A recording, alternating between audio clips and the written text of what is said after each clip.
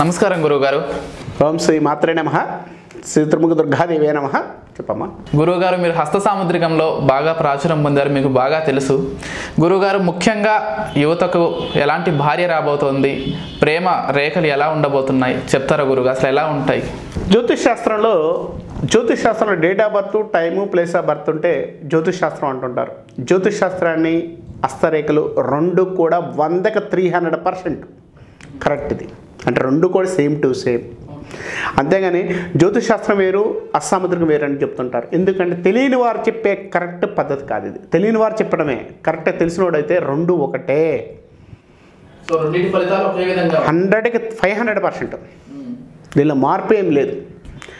ఎందుకంటానంటే సప్తమ స్థానం అంటే ఒక జాతకాన్ని తీసుకుంటే సప్తమ స్థానం అంటాం మనం. సప్తమ స్థానం భార్య ఎలా వస్తుంది, భార్య ఏ విధంగా వస్తుంది, భార్య ఏ రంగులో ఉంటుంది, ఎలా ఉంటుంది, అక్కడ ఉన్న గ్రహాల బట్టి ఎలా ఉంటుంది, కోపిష్ట, గర్విష్ట, డబ్బు వస్తుందా, భార్య వల్ల జైలుకి వెళ్తాడా, ఇలాంటివన్నీ కూడా జాతక ప్రకారం ఉంటుంది. అలానే మన హస్తరేఖల్లో కూడా ఉంటాయి. ఫస్ట్ జనాలకి, యూత్కి బాగా కావాల్సింది ప్రేమ రేఖల గురించి మాట్లాడుకుందాం. ఎందుకంటే ప్రేమ రేఖలు ఎందుకంటే ప్రతి మనిషి చదువుకున్నప్పటి నుంచి పెళ్ళయిన దాకా ప్రేమ రేఖలు పుడుతూనే ఉంటాయి. ప్రేమ రేఖల గురించి ఇప్పుడు ఒక సబ్జెక్టుగా మాట్లాడుకుందాం. దాని తర్వాత మళ్ళీ ఇంకోటి మాట్లాడదాం. సరే గురు. మన హస్తరేఖల్లో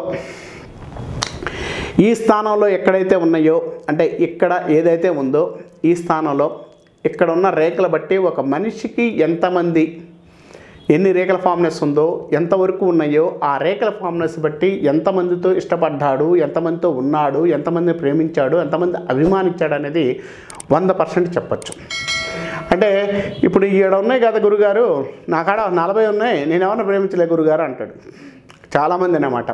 40 మందిని ప్రేమించామని కాదు నాయన, ఈ రేఖలో ఉన్న స్ట్రెంత్ ఎంత ఉంది, ఈ స్ట్రెంత్ బట్టి ఆ అమ్మాయితో ప్రేమించావా, నువ్వు ప్రేమించావా, ఆ అమ్మాయి ప్రేమించిందా, ప్రేమించినా కూడా ఎన్నాళ్ళు గడిపారు, మీరు విడిపోయారా, ఉన్నారా, లేదా మీకు ఆ అమ్మాయితో పెళ్ళి అయిద్దా, ఈ రేఖల ఫార్మ్నెస్ అంతా కూడా ఇక్కడ ఉన్న రేఖల ఫార్మ్నెస్తో చెప్పుకోవచ్చు.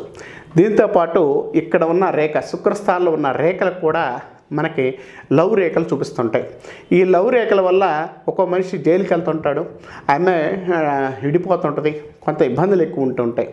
ఈ రెండింటి కూడా చెప్తూ ఉండొచ్చు. అంటే ఎక్కువగా లవర్స్ ఉన్నారా లేదా, ఏంటి సమస్యలు ఏంటి అనేది ఈ రెండు కూడా మనకు చెప్తుంటాయి.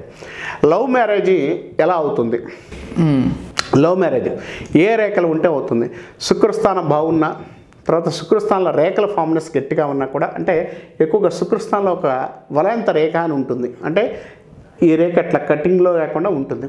ఈ రేఖ ఉంటే లవ్ మ్యారేజ్ అవ్వడానికి అవకాశం ఎక్కువ ఉంది. ఈ లవ్ మ్యారేజ్ 100% చెప్పొచ్చు. ఎందుకంటే ఈ రేఖ ఫార్మ్నెస్ గట్టిగా ఉన్న వారికి లవ్ మ్యారేజ్ అవ్వడానికి అవకాశం ఉందని గట్టిగా చెప్పుకోవచ్చు. ఈ లవ్ మ్యారేజ్ ఎన్ని రోజులు కలిసి ఉంటుందని చెప్తే ఈ 2 స్థాన రేఖల వల్ల లవ్ మ్యారేజ్ గురించి చెప్పొచ్చు. ఈ రేఖల గురించి మళ్ళీ మనం మాట్లాడుకుందాం. లవ్ మ్యారేజ్ జరుగుతుంది ఒక స్త్రీ ద్వారా, అంటే పెళ్ళైన తర్వాత భార్య ద్వారా డబ్బులు వస్తున్నాయా లేవు అనేది కూడా కొన్ని రేఖల ఫార్మ్నెస్ వల్ల చెప్పొచ్చు. అంటే భార్య స్థానం వల్ల కూడా చెప్పుకోవచ్చు. భార్య ఈ రేఖ ఫార్మ్నెస్ అంటే ఈ ధనస్థాన రేఖ అనేది ఫార్మ్నెస్ బట్టి కూడా భార్య వల్ల డబ్బు వస్తుందా లేదా అనేది చెప్పొచ్చు. తర్వాత అలాగే ఈ లవ్ రేఖలు పుట్టుకతో వచ్చినాయి అంతమంటే వీళ్ళు కొంతమంది అబ్బాయిలు చాలామందిని అమ్మాయిలు ఇష్టపడి వదిలేస్తుంటారు, అమ్మాయిలు కూడా చాలామంది ఇష్టపడుతున్నారు ఇప్పుడు నేటివ్ సొసైటీలో. ఇప్పుడు మనం దాని గురించి మనం మాట్లాడట్లేదు. అలా వచ్చిన వాళ్ళందరూ కూడా ఉన్నాయి అని చెప్పడానికి వీలేదు. అంటే వీళ్ళు మనసులో ఇష్టపడ్డది కూడా మనకి రేఖల ఫార్మ్నెస్లో కనపడుతుంటాయి. అంతేలే కానీ ప్రేమించేను పార్కులు అమ్మడి తిరుగుతానో కాదండి. కాబట్టి ఈ రేఖల ఫార్మ్నెస్లో ఒక్కొక్క రేఖ ఉన్నప్పుడు ఆ రేఖల ఫార్మ్నెస్తో ఉన్న గ్రహస్థితులు బట్టి మనం 100% చెప్పొచ్చు. అలాగే ఈ లవ్ రేఖలు అనేది ఎంతమందికి ఉన్నాయి, ఏ విధంగా ఉన్నాయి, ఏ వయసులో వచ్చినాయి, ఏ వయసు నుంచి ఏ వయసు దాకా ఉన్నాయి కూడా మనం జ్యోతిష్ శాస్త్ర ప్రకారంగా కన్నా హస్త సాముద్రికలో 100కి 200% బాగా చెప్పుకోవచ్చు అని చెప్పొచ్చు. గురువుగారు, రేఖల్ని బట్టి ఎంతమంది లవర్లు వస్తారని దాన్ని చెప్పొచ్చా గురువుగారు? ఎస్, మంచి ప్రశ్న.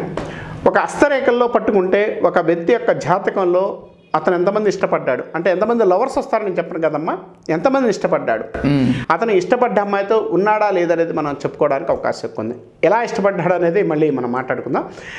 ఇందాక చెప్పినట్టు ఎంతమందిని ఇష్టపడుతున్నాడు, ఏ విధంగా ఇష్టపడుతున్నాడు, అమ్మాయికి కానీ అబ్బాయికి కానీ, లేడీ కానీ జెంట్ కానీ ఎవరైనా కూడా ఆ రేఖల యొక్క ఫార్మ్నెస్ బట్టి వాళ్ళిద్దరూ ఎంతమంది వస్తారనేది 100% చెప్పొచ్చు. అదేవిధంగా గురువుగారు, లవర్ వల్ల ఎలాంటి ఇబ్బందులు కలుగుతాయో కూడా ఇలాంటి రేఖల వల్ల మనం చూసుకోవచ్చు. అవును, ఈ రేఖ ఎక్కడైతే ఉందో ఈ రేఖ కటింగ్ అనేది కొంచెం మనకి హృదయ రేఖతో కటింగ్ అయి వెళుతున్నా కూడా కొంచెం ప్రాబ్లమ్స్ ఎక్కువ ఉండే అవకాశం ఉంది.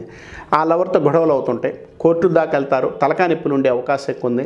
ఆ అమ్మాయితో ఇబ్బందులు ఉండే అవకాశం కలిగి ఉంటారు. ఆ అమ్మాయి అతను మోసం చేస్తుందని చెప్పొచ్చు. అంటే హృదయ రేఖ మీద కటింగ్స్ కానీ, అంటే ఈ రేఖ మీద కొంచెం ఇబ్బందులు కానీ, ఈ రేఖ అనే ఫామ్నెస్ కానీ ఉండడం వల్ల మనిషి కఠినంగా ఉండే ఆ అమ్మాయి వల్ల ఇతను లాస్ అయ్యాడు, మానసికంగా ఇబ్బంది పడ్డాడు.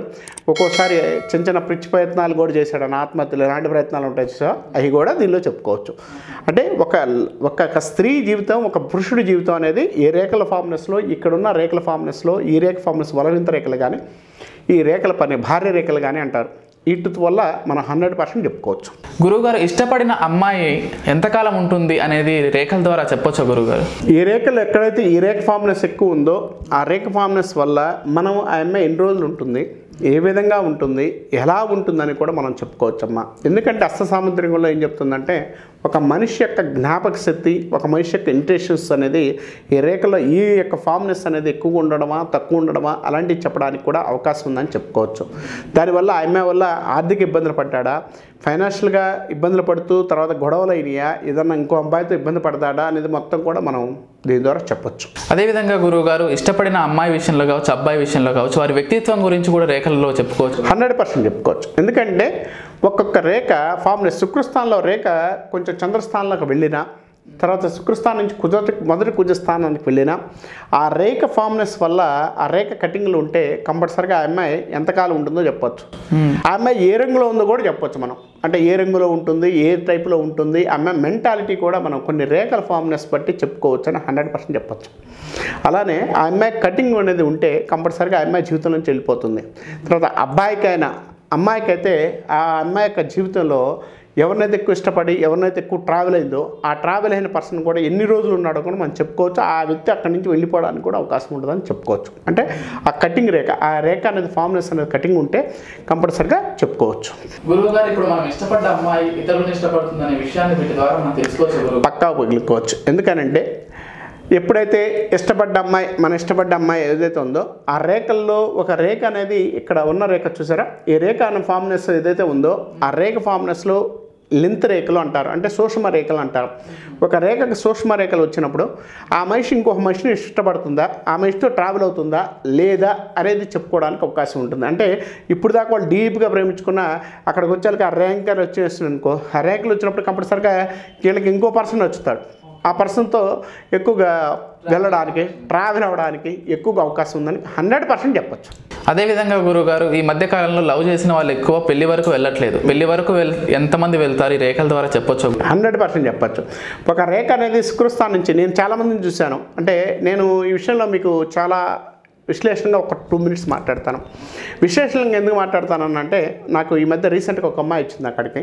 తను ఒక అబ్బాయిని ఒక 5 years నుంచి 7 years నుంచి ప్రేమిస్తుంది. ఆ అమ్మాయి కూర్చుంది అక్కడ, అంటే జ్యోతిష ప్రకారంగా కూర్చున్నప్పుడు ఆ అమ్మాయిని కూర్చున్న తర్వాత నేను ఆ అమ్మాయి డేట్ ఆఫ్ బర్త్ టైం ఏదో నాకు ఇచ్చింది. ఆ ఇచ్చిన టైంలో నాకు కొంచెం తేడా అనిపించింది. అంటే టైం అనేది కరెక్ట్గా లేనప్పుడు మనం దాన్ని సబ్జెక్ట్ చేయడం. ఆ అమ్మాయి కూర్చున్న తర్వాత ఆ అమ్మాయి లెఫ్ట్ హ్యాండ్ చూశాను నేను. అంటే ఎడమ చేయి చూస్తూ ఉంటాను ఆడవారికి ఎక్కువగా. ఈ ఎడమ చేయి చూసినప్పుడు ఎందుకని అంటున్నానంటే ఈ అమ్మాయి ఒక 5 years నుంచి 7 years ఆ అబ్బాయిని బాగా ఇష్టపడి ఆ అబ్బాయి కరెక్ట్గా 5 yearsలో పెళ్లి చేసుకుందాం కాడికి వచ్చిన తర్వాత ఒక రేఖ కటింగ్ వల్ల, అంటే ఈ లెఫ్ట్ హ్యాండ్లో ఈ మొదటి కుజస్థానంలో రేఖ కటింగ్ ఉండడం వల్ల ఆ అమ్మాయి ఏం చేసిందంటే అతను విడిపోయి ఇంకో అమ్మాయిని పెళ్లి చేసుకున్నాడు. ఆ పెళ్లి చేసుకున్న అమ్మాయి నేను చేసుకున్న తర్వాత కూడా ఈ అమ్మాయిని విడిచిపెట్టకుండా ఈ అమ్మాయిని ఇబ్బంది పెడుతూ ఈ అమ్మాయి 7 సంవత్సరాల నుంచి అతను ఫైనాన్షియల్గా కానీ ఆర్థికంగా తర్వాత ఉద్యోగపరంగా అన్నీ చేసిన తర్వాత ఈ సంవత్సరానికి ఆమె ఆత్మహత్య ప్రయత్నం చేసింది. అయ్యో, ఇలా ఈ రేఖల ఫామ్నెస్లో ఎక్కువగా అమ్మాయిని మోసం చేసి అబ్బాయి చేశాడు. అలానే అబ్బాయిలకు కూడా ఉంటుంది. అమ్మాయిలకే ఉందని నేను చెప్పను, అబ్బాయిలకు కూడా ఆ రేఖల ఫామ్నెస్ ఉంటే ఆడ ఆత్మహత్య ప్రయత్నాలు చేస్తుంటాడు, పిచ్చి ఆలోచన చేస్తుంటాడు. కాబట్టి మోసపోతున్నారా లేదనేది 100% చెప్పొచ్చు. ఇప్పుడు మన దగ్గరకు వచ్చిన తర్వాత కొంతమందికి నేను చెప్పాను అనుకో, సార్ మీ అమ్మ నీకు ఈ రేఖ ఫామ్నెస్ ఉంది, ఇది పోయిందమ్మా, ఇది తప్పిద్ది పోయిద్ది అంటే వాళ్ళు లవ్లో ఉన్నసేపు నమ్మరు. అవును, అలా నేను చూసి చాలా కుక్కళ్ళు, అంటే చాలామంది అనుభవపూర్వకంగా, అంటే మనం ఏదో శాస్త్ర ప్రకారం ఈ రేఖ ఉంటే ఇది ఉందని చెప్పట్లా. దిట్ ఈస్ ప్రూవ్డ్.